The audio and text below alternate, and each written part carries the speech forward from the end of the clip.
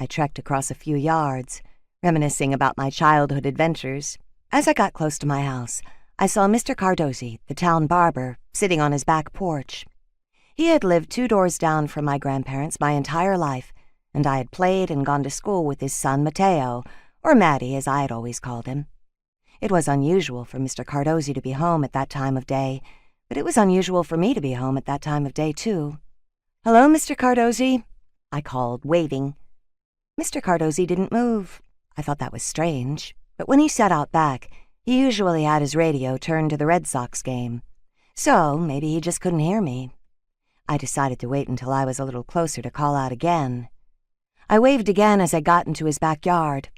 I stopped, noticing Mr. Cardosi's chin was resting on his chest.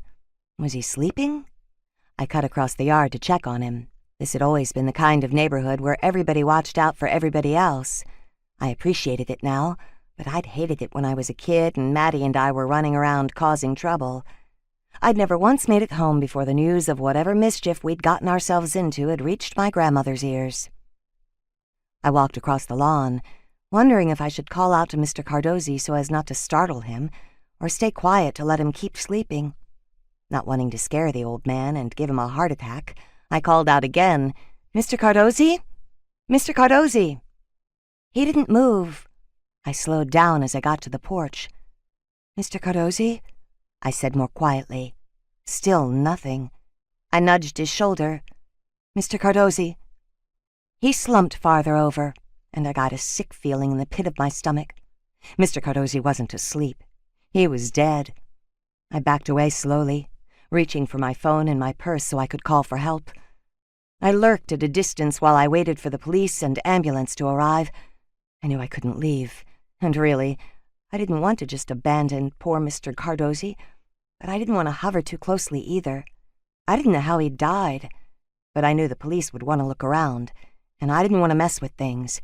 Besides, being so close to a dead body was a little unsettling. I wasn't too surprised that the police car arrived first. It's a small town, and the police station is just across the street from the café. The ambulances have to come all the way from the next town over.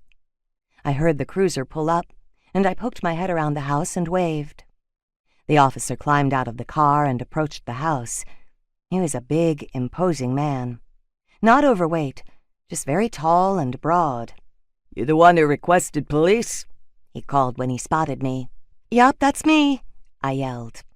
He strolled a little bit closer, then motioned me toward him. "How about you come over this way for me?" He sounded suspicious.